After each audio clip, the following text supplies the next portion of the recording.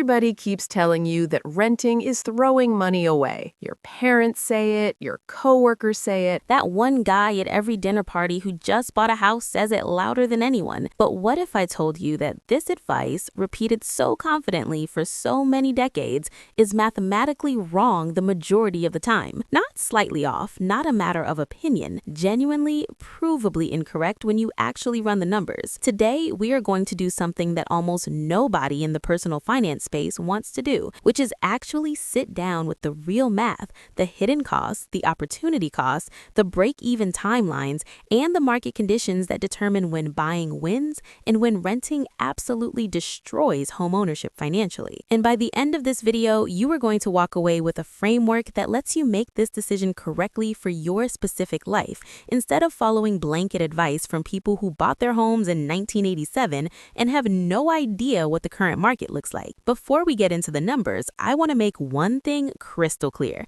This is not a video telling you never to buy a home. Home ownership can be a genuinely powerful financial tool under the right condition. What this video is challenging is the reflexive, unexamined assumption that buying always wins. Because when you actually study the data across different time periods, different cities, different personal situations, renting comes out ahead in roughly 7 out of 10 scenarios. That is not a fringe opinion.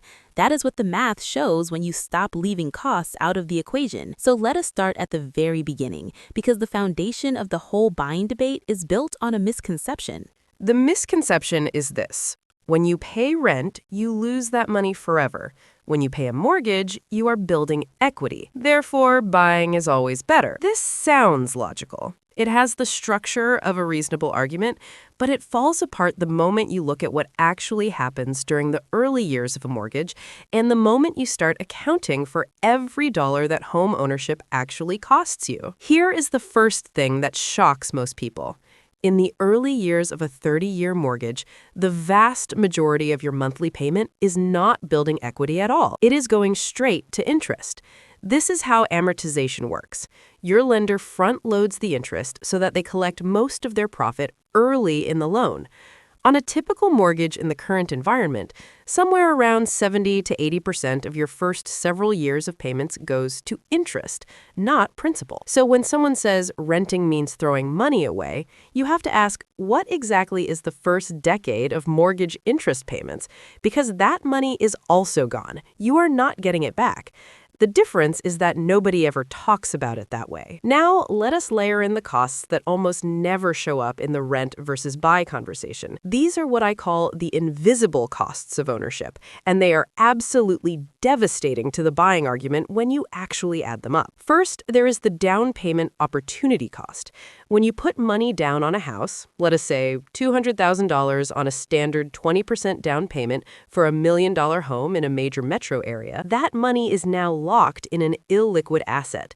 If you had instead invested that $200,000 in a diversified index fund at a historical average return of somewhere around 7 to 10% annually, you would be generating substantial returns every single year. That money is not working for you in a stock portfolio anymore. It is sitting in your walls. The opportunity cost of that down payment alone can add up to hundreds of thousands of dollars over a 10 or 20-year period. Most people never calculate this. They just think of the down payment as the price of entry and move on. Second, there are property taxes. Depending on where you live, property taxes can add 1 to 2% of the home's value to your annual costs every single year. On a $1 million home, that is $10,000 to $20,000 per year, gone, with no return, no equity, nothing. It is actually more analogous to rent than most homeowners want to admit. You're effectively renting your land from the government, and if you stop paying, you lose your home just like a renter who stops paying rent. Third, there is maintenance and repairs. The standard rule of thumb that financial planners use is 1 to 2% of the home's value per year for ongoing maintenance. Some years you spend nothing. Other years, your roof needs replacing, your HVAC dies, your foundation develops a crack, your kitchen needs updating before you can sell. These costs are lumpy and unpredictable, but they average out to a significant sum over time. Renters do not pay these costs, When the dishwasher breaks, you call the landlord. Fourth, there is homeowner's insurance, which is separate from the mortgage interest deduction conversation and adds another layer of annual cost. And fifth, if you are putting less than 20% down, there is private mortgage insurance on top of everything else. When you actually add up all of these costs and express them as a percentage of the home's value each year, owning a home often costs between 3 and 5% of the property value annually before you even account for the mortgage payment itself. On a $1 million home, that could easily be $30,000 to $50,000 per year in pure carrying costs. Now ask yourself, could you rent a comparable space for less than that? In many cities, in many situations, the honest answer is yes. This is where the price-to-rent ratio becomes one of the most powerful tools in this entire decision.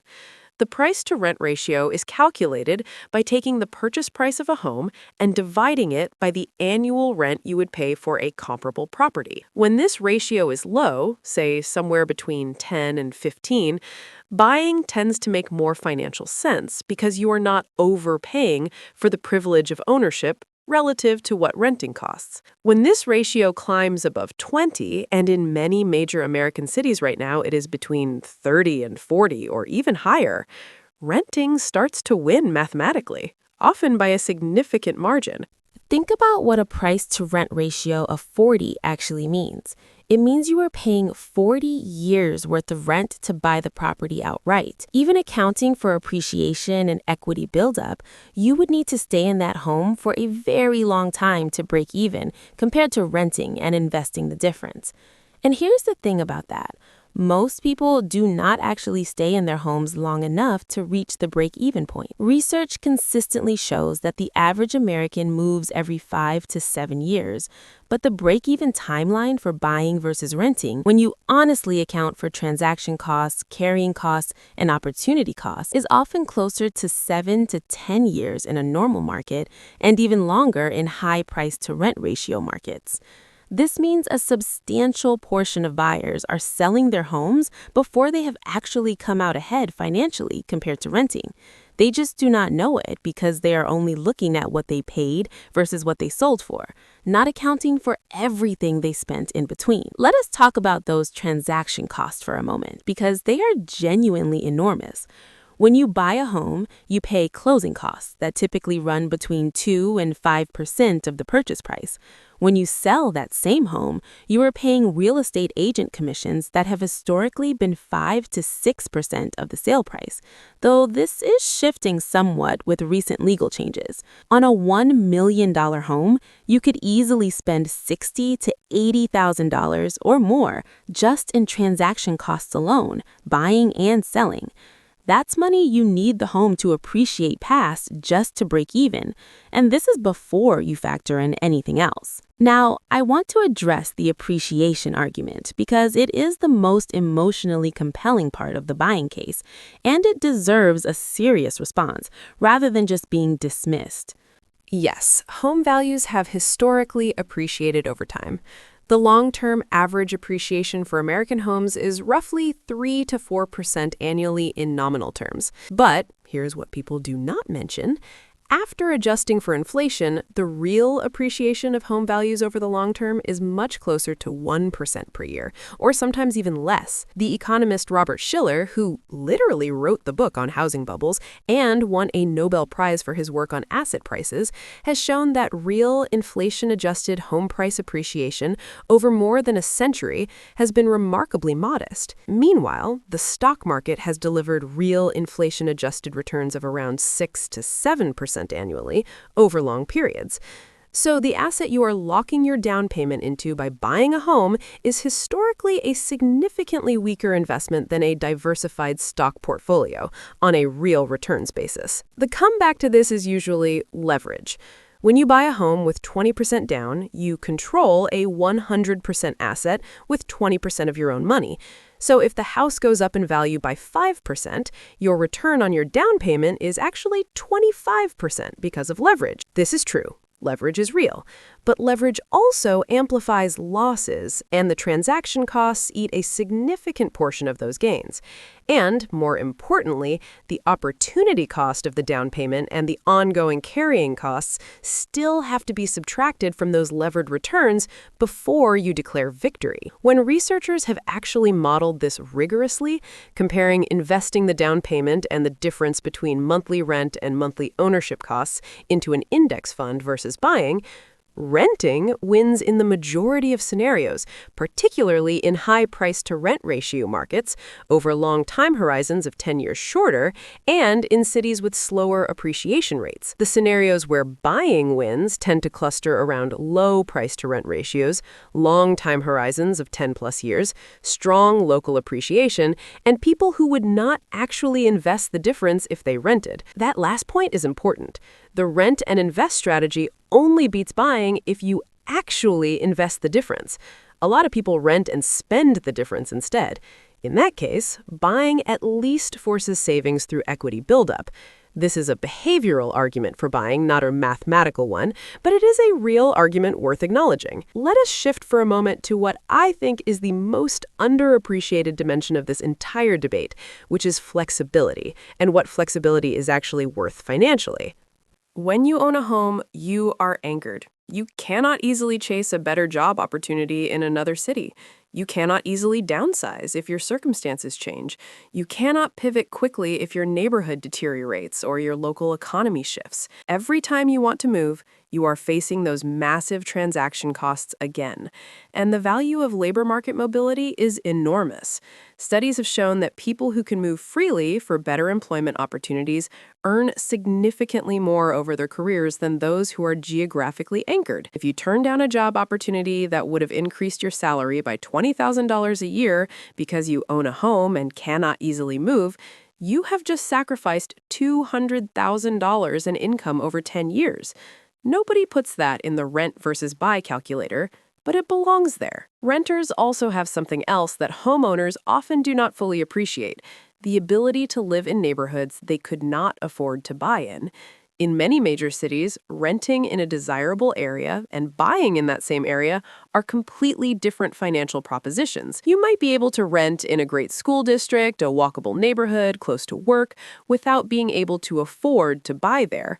The quality of life benefit of the location may actually be higher for the renter than for the buyer who had to compromise on neighborhood to find something they could afford to purchase. Now, let us get into the scenarios where buying clearly does win, because I promised this would be balanced, and I want to deliver on that. Buying wins when you have a long time horizon.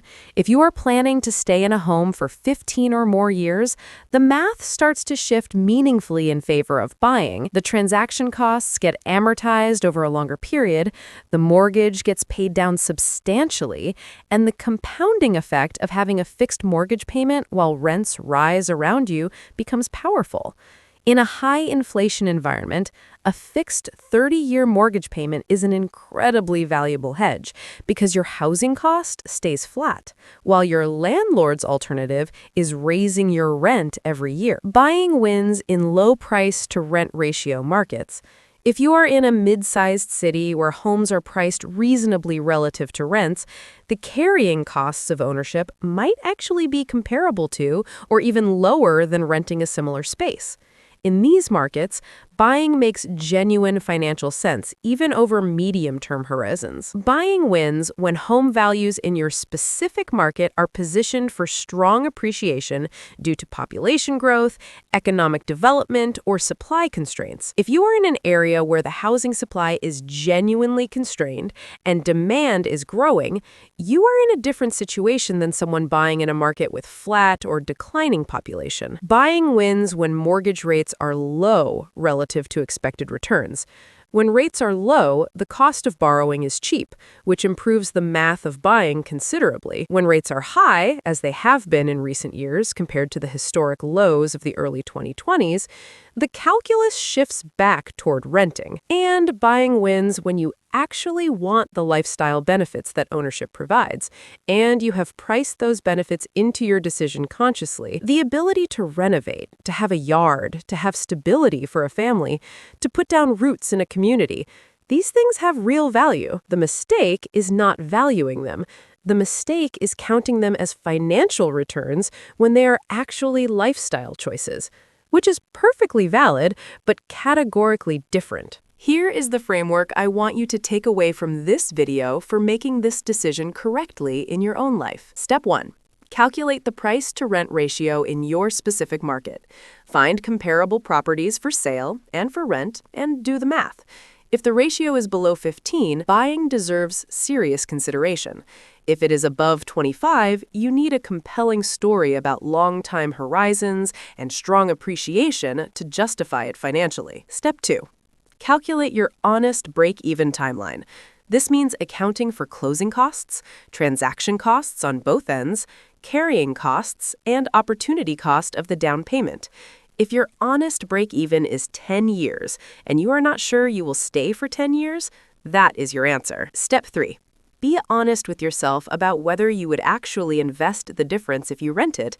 If the answer is no, you need to weight the forced savings aspect of homeownership more heavily in your analysis. Step 4. Think about your career stage and mobility needs. Early career, high growth potential people have more to gain from flexibility than established people who are settled in their profession and location. Step 5. Separate the financial decision from the emotional decision. You are absolutely allowed to buy a home because you want to. Just do not tell yourself it is guaranteed to be the superior financial move when the math does not support that claim. The reason the renting wins argument is so controversial is not really about the math. The math is actually not that hard once you lay it all out. The reason it is controversial is that home ownership is deeply embedded in our cultural identity. The American dream is tied to ownership in a way that makes questioning it feel almost unpatriotic or pessimistic. But the financial advice you get should not be shaped by cultural mythology. It should be shaped by data, by math, and by your actual circumstances. The people who benefit most from the narrative that buying always wins are the people selling you homes, the mortgage lenders, the real estate agents, the title companies, the home inspectors, everyone in the transaction who gets paid when you buy. None of these people are necessarily bad actors. They are just operating within a system where their incentives point in one direction, and that direction is toward convincing you that buying is always the right call. What I want you to take from this video is not that renting is always right either. The point is that the decision is genuinely complex, context-dependent, and needs to be made with honest math rather than cultural default. In roughly 7 out of 10 scenarios, when you run the complete, honest calculation, including all costs, including opportunity costs, including realistic time horizons, renting and investing the difference produces better financial outcomes. In the remaining scenarios, buying wins, and those scenarios are worth identifying and pursuing. The most financially sophisticated thing you can do is not to reflexively choose one side of this debate. It is to understand the actual variables, apply them to your life, and make the decision that actually makes sense for your numbers, your timeline, and your goals. If this video changed the way you think about this question even slightly, or if it gave you a new framework for approaching it, I want to know in the comments. Tell me whether you are a renter or a homeowner, what city you are in, and what your experience has been with the actual costs and returns.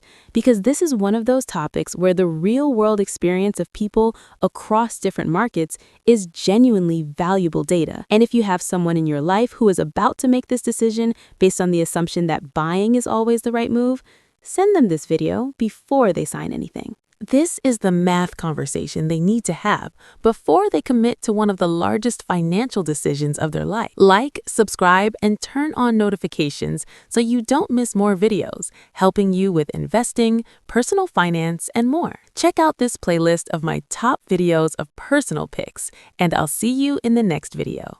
Take care.